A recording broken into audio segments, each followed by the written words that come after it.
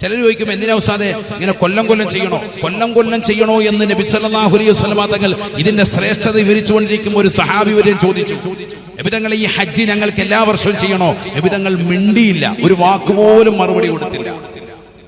അവസാനം പ്രവാചകർ ഖുതുബ നിർവഹിച്ചിട്ട് പ്രവാചകർ സല്ലല്ലാഹു അലൈഹി വസല്ലം തങ്ങൾ അവസാനമായി പറഞ്ഞു, വലൗ ഖുൽതു നഅം ലവജബത് ലക്കും. ഞാനെങ്ങാനും വേണമെന്ന് പറഞ്ഞിരുന്നെങ്കിൽ എല്ലാ കൊല്ലവും നിങ്ങൾ ചെയ്യൽ നിർബന്ധമായി പോയേനെ. അതുകൊണ്ടാണ് ഞാൻ മിണ്ടാതിരുന്നത്. സയ്യിദുനാ റസൂലുള്ളാഹി. ശ്രേഷ്ഠതയാണ്. കഴിവുള്ള ആളുകൾ ചെയ്യണം. നാട്ടിലുള്ളതാകുന്ന പട്ടിണി പാവങ്ങളുടെ വിഷമങ്ങളും സങ്കടങ്ങളും തീർക്കണ്ടേ? സ്വന്തം സഹോദരങ്ങൾ, സ്വന്തം മാതാപിതാക്കൾ, സ്വന്തം ഭാര്യ, മക്കൾ, കുടുംബാദികൾ അവരുടെ ചെലവിന് കൊടുക്കാതെ നിന്റെ ഹജ്ജ് സ്വീകാര്യമേ അല്ല. അതാണല്ലോ സാദൻ റാഹിലത്തൻ എന്ന് പറഞ്ഞത്.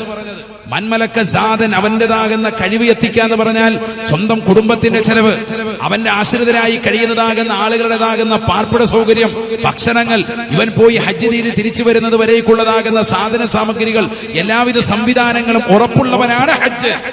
അല്ലാതെ കുടുംബത്തെ പട്ടിണിക്കിട്ടുകൊണ്ട് ഹജ്ജില്ല. നിന്റെ അയൽവാസി പട്ടിണി കിടക്കാണെങ്കിൽ നിന്റെ ഹജ്ജിന് മഹാത്മ്യമില്ല.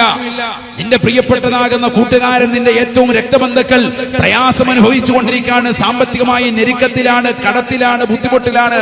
നീ കൊല്ലം ഹജ്ജ് ചെയ്തുകൊണ്ട് നിർവഹിക്കുന്നതിൽ യാതൊരു പുണ്യവുമില്ല. അത് തീർത്തു പറയാൻ. മറിച്ച് ഇതെല്ലാ കാര്യങ്ങളും ഓക്കെയാണ്. അങ്ങനത്തെ ഒരു വ്യക്തി എല്ലാ വർഷവും പോകുന്നു. അതിന് നീ എന്തിനാണ് അസൂയ വെക്കുന്നത്? പോട്ടെ, അള്ളാഹു തൗഫീഖ് കൊടുത്തു. അള്ളാഹു കൊടുത്ത തൗഫീഖ് നൽകട്ടെ.